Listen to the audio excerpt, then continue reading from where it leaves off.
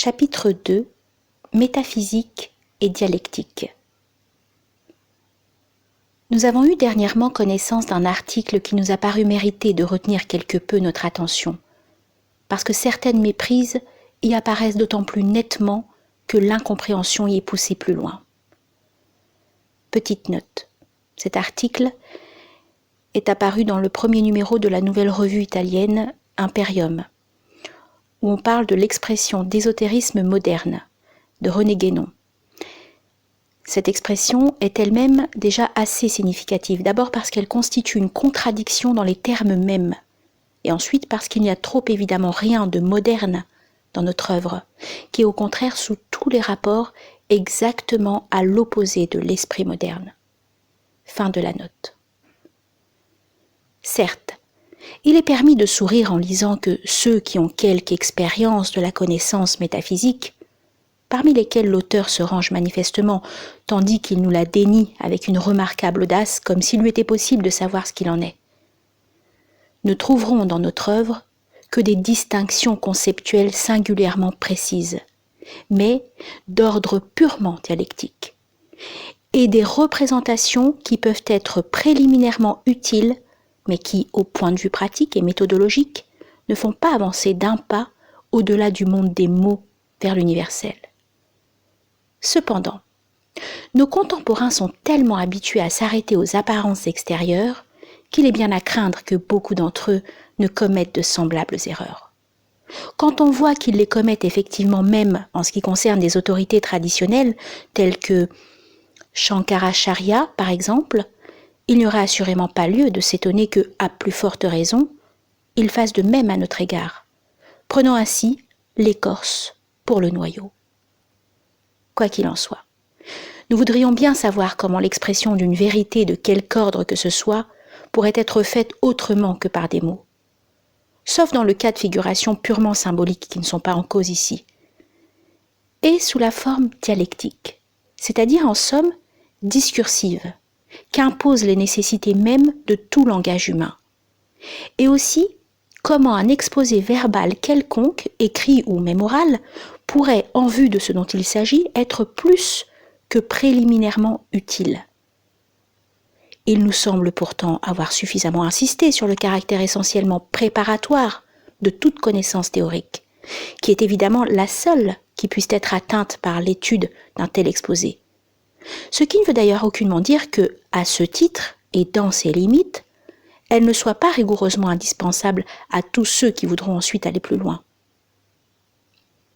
Ajoutons tout de suite, pour écarter tout équivoque, que contrairement à ce qui est dit à propos d'un passage de notre livre Aperçu sur l'initiation, nous n'avons jamais entendu exprimer nulle part quoi que ce soit de notre expérience intérieure qui ne regarde et ne peut intéresser personne, ni du reste de l'expérience intérieure de quiconque, celle-ci étant toujours strictement incommunicable par sa nature même. L'auteur ne semble guère comprendre au fond quel sens a pour nous le terme même de métaphysique, et encore moins comment nous entendons l'intellectualité pure, à laquelle il paraît même vouloir dénier tout caractère de transcendance, ce qui implique la confusion vulgaire de l'intellect avec la raison, et n'est pas sans rapport avec l'erreur commise en ce qui concerne le rôle de la dialectique dans nos écrits, et nous pourrions aussi bien dire dans tout écrit se rapportant au même domaine.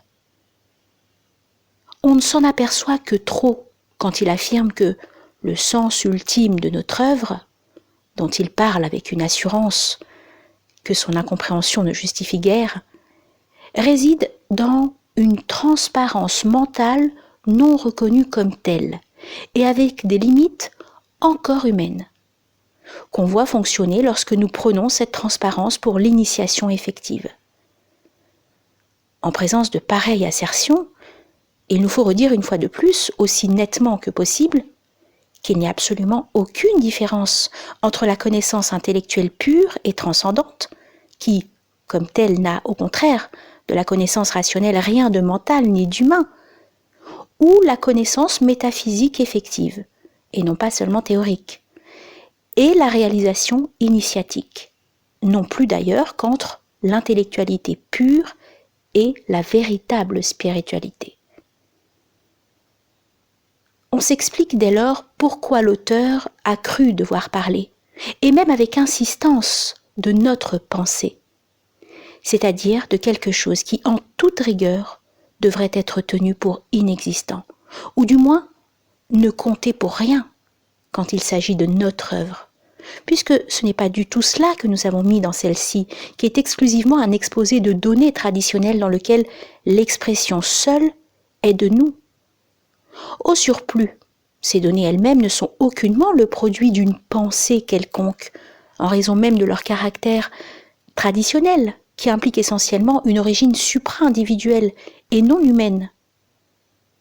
Où son erreur à cet égard apparaît peut-être le plus clairement, c'est quand il prétend que nous avons rejoint mentalement l'idée de l'infini, ce qui est du reste une impossibilité. À vrai dire, nous ne l'avons même rejointe ni mentalement, ni d'aucune autre façon, car cette idée, et encore ce mot ne peut-il être employé en pareil cas qu'à la condition de la débarrasser de l'acception uniquement psychologique que lui ont donnée les modernes, ne peut réellement être saisie que d'une façon directe, par une intuition immédiate qui appartient, redisons-le encore, au domaine de l'intellectualité pure. Tout le reste n'est que moyen destiné à préparer à cette intuition ceux qui en sont capables. Et il doit être bien entendu que tant qu'ils n'en seront qu'à penser à travers ces moyens, ils n'auront encore obtenu aucun résultat effectif. Pas plus que celui qui raisonne ou réfléchit sur ce qu'on est convenu d'appeler communément l'épreuve de l'existence de Dieu n'est parvenu à une connaissance effective de la divinité. Ce qu'il faut bien qu'on sache, c'est que les concepts en eux-mêmes, et surtout les abstractions, ne nous intéressent pas le moins du monde. Et quand ici nous disons « nous », il va de soi que cela s'applique aussi bien à tous ceux qui, comme nous-mêmes, entendent se placer à un point de vue strictement et intégralement traditionnel, et que nous abandonnons bien volontiers toutes ces élaborations mentales aux philosophes et autres penseurs. Petite note, pour nous, le type même du penseur, au sens propre de ce mot, est Descartes. Celui qui n'est rien de plus, en effet, celui qui n'est rien de plus ne peut, en effet, aboutir qu'au rationalisme, puisqu'il est incapable de dépasser l'exercice des facultés purement individuelles et humaines, et que, par conséquent, il ignore nécessairement tout ce qu'elles celles-ci ne permettent pas d'atteindre, ce qui revient à dire qu'il ne peut être qu'agnostique à l'égard de tout ce qui appartient au domaine métaphysique et transcendant. Fin de la note. Seulement, quand on se trouve obligé d'exposer des choses qui sont en réalité d'un tout autre ordre, et surtout dans une langue occidentale, nous ne voyons vraiment pas comment on pourrait se dispenser d'employer des mots dont la plupart, dans leur usage courant, n'expriment en fait que de simples concepts, puisqu'on n'en a pas d'autres à sa disposition. Petite note. Il faut seulement faire exception pour les mots qui ont appartenu tout d'abord à une terminologie traditionnelle et auxquels il suffit naturellement de restituer leur sens premier. Fin de la note. Si certains sont incapables de comprendre la transposition qu'il faut effectuer en pareil cas pour pénétrer le sens ultime, nous n'y pouvons malheureusement rien. Quant à vouloir découvrir dans notre œuvre des marques de la limite de notre propre connaissance, cela ne vaut même pas que nous nous y arrêtions, car outre que ce n'est pas de nous qu'il s'agit, notre exposé étant rigoureusement impersonnel par là même qu'il se réfère entièrement à des vérités d'ordre traditionnel, et si nous n'avons pas toujours réussi à rendre ce caractère parfaitement évident, cela ne saurait être imputé qu'aux difficultés de l'expression. Petite note. Disons à ce propos que nous avons toujours regretté que les habitudes de l'époque actuelle ne nous aient pas permis de faire paraître nos ouvrages sous le couvert du plus strict anonymat, ce qui eût tout au moins évité à certains d'écrire beaucoup de sottises, et à nous-mêmes d'avoir trop souvent la peine de les relever et de les rectifier. Fin de la note. Cela nous rappelle un peu trop le cas de ceux qui s'imaginent qu'on ne connaît pas, ou qu'on ne comprend pas tout ce dont on s'est abstenu volontairement de parler.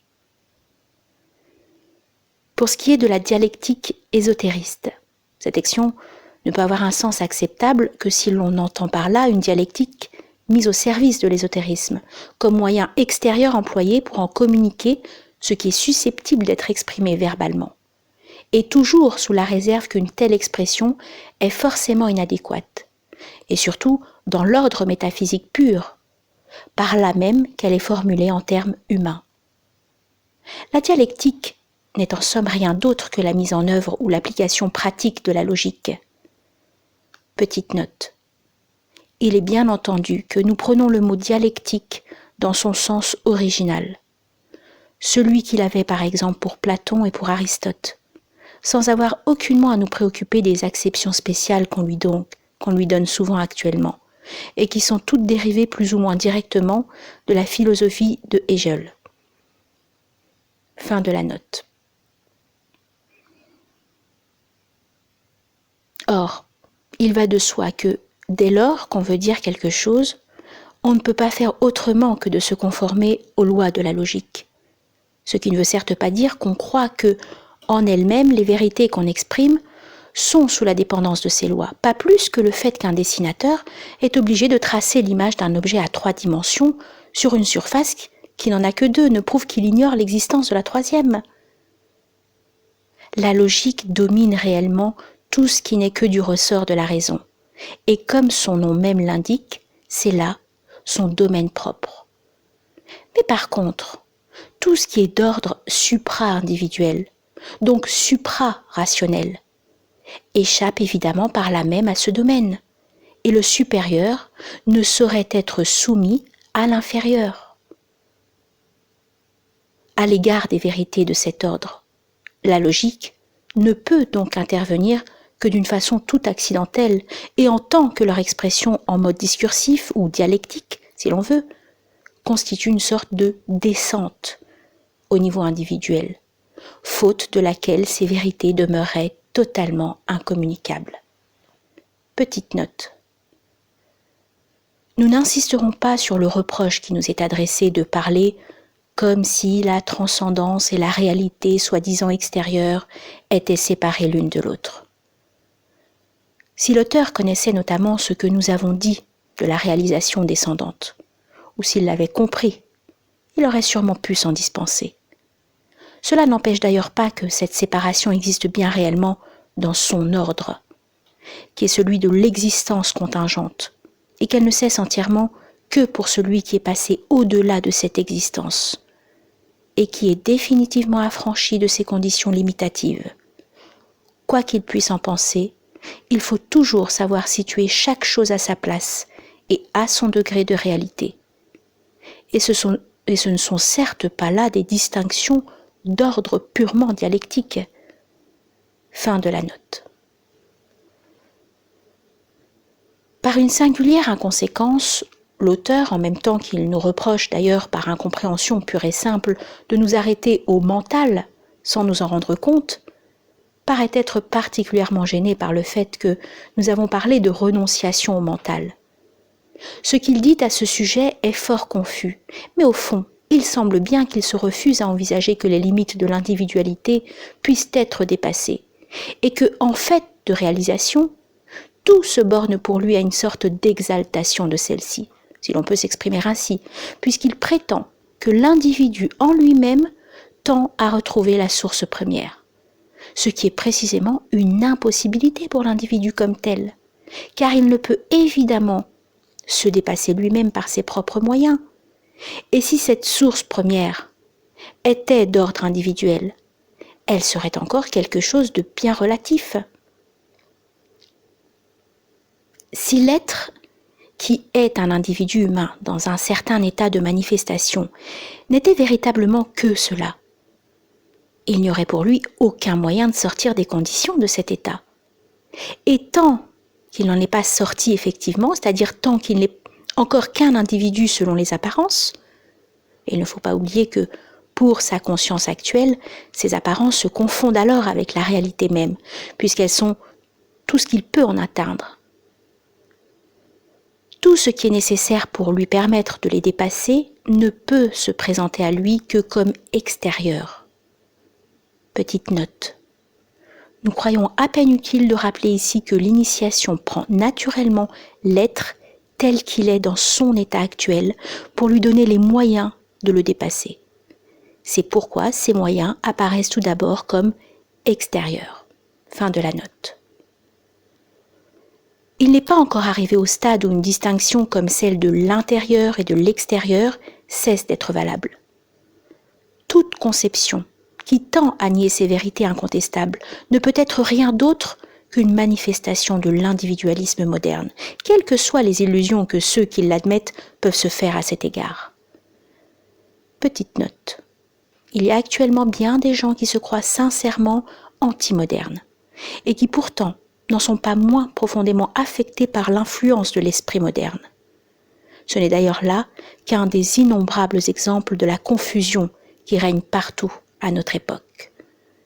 Fin de la note.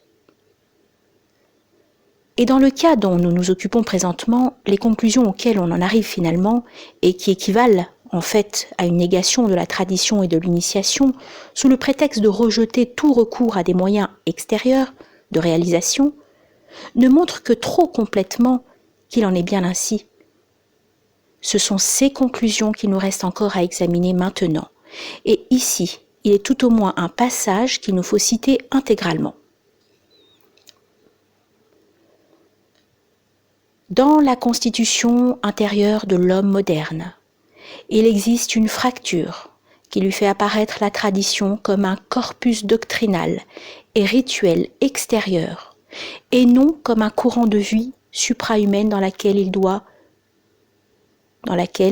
il lui soit donné de se plonger pour revivre. Dans l'homme moderne vit l'erreur qui sépare le transcendant du monde des sens, de sorte qu'il perçoit celui-ci comme privé du divin. Par suite, la réunion, la réintégration ne peut advenir au moyen d'une forme d'initiation qui précède l'époque dans laquelle une telle erreur est devenue un fait accompli. Fin de citation. Nous sommes tout à fait d'avis, nous aussi, que c'est là en effet une erreur des plus graves, et aussi que cette erreur qui constitue proprement le point de vue profane est tellement caractéristique de l'esprit moderne lui-même qu'elle en est véritablement inséparable. Si bien que, pour ceux qui sont dominés par cet esprit, il n'y a aucun espoir de s'en délivrer. Il est évident que l'erreur dont il s'agit est au point de vue initiatique, une disqualification insurmontable. Et c'est pourquoi l'homme moderne est réellement inapte à recevoir une initiation, ou tout au moins à parvenir à l'initiation effective. Mais nous devons ajouter qu'il y a pourtant des exceptions, et cela parce que, malgré tout, il existe encore actuellement, même en Occident, des hommes qui, par leur constitution intérieure, ne sont pas des hommes modernes, qui sont capables de comprendre ce qu'est essentiellement la tradition, et qui n'acceptent pas de considérer l'erreur profane comme un fait accompli. C'est à ceux-là que nous avons toujours entendu nous adresser exclusivement. Mais ce n'est pas tout. Et l'auteur tombe ensuite dans une curieuse contradiction, car il paraît vouloir présenter comme un progrès ce qu'il avait d'abord reconnu être une erreur. Citons de nouveau ses propres paroles. Hypnotiser les hommes avec le mirage de la tradition et de l'organisation orthodoxe pour transmettre l'initiation signifie paralyser cette possibilité de libération et de conquête de la liberté qui, pour l'homme actuel, réside proprement dans le fait qu'il a atteint l'ultime échelon de la connaissance, qu'il est devenu conscient jusqu'au point où les dieux, les oracles, les mythes, les transmissions initiatiques n'agissent plus. Fin de citation. Voilà assurément une étrange méconnaissance de la situation réelle. Jamais l'homme n'a été plus loin qu'actuellement de l'ultime échelon de la connaissance, à moins qu'on ne veuille l'entendre dans le sens descendant. Et s'il est en effet arrivé à un point où toutes les choses qui viennent d'être énumérées n'agissent plus sur lui, ce n'est pas parce qu'il est monté trop haut, mais au contraire, parce qu'il est tombé trop bas, comme le montre du reste le fait que, par contre, leurs multiples contrefaçons plus ou moins grossières agissent fort bien pour achever de le déséquilibrer. On parle beaucoup d'autonomie, de conquête de la liberté, et ainsi de suite, en l'entendant toujours dans un sens purement individualiste. Mais on oublie, ou plutôt on ignore que la véritable libération n'est possible que par l'affranchissement des limites inhérentes à la condition individuelle. On ne veut plus entendre parler de transmission initiatique régulière ni d'organisation traditionnelle orthodoxe. Mais que penserait-on du cas, tout à fait comparable à celui-là, d'un homme qui, étant sur le point de se noyer, refuserait l'aide que veut lui apporter un sauveteur parce que celui-ci est extérieur à lui? Qu'on le veuille ou non, la vérité, qui n'a rien à voir avec une dialectique quelconque, est que, en dehors du rattachement à une organisation traditionnelle, il n'y a pas d'initiation. Et que sans initiation préalable, aucune réalisation métaphysique n'est possible. Ce ne sont pas là des mirages ou des illusions idéales, ni de vaines spéculations de la pensée, mais des réalités tout à fait positives. Sans doute, notre contradicteur dira encore que tout ce que nous écrivons ne sort pas du monde des mots. Cela est d'ailleurs trop évident par la force même des choses, et l'on peut en dire tout autant de ce qu'il écrit lui-même. Mais il y a tout de même une différence essentielle. C'est que, si persuadé qu'il puisse être lui-même du contraire, ces mots, pour qui en comprend le sens ultime, ne traduisent rien d'autre que l'attitude mentale d'un profane. Et nous le prions de croire que ce n'est nullement là une injure de notre part, mais bien l'expression technique d'un état de fait pur et simple.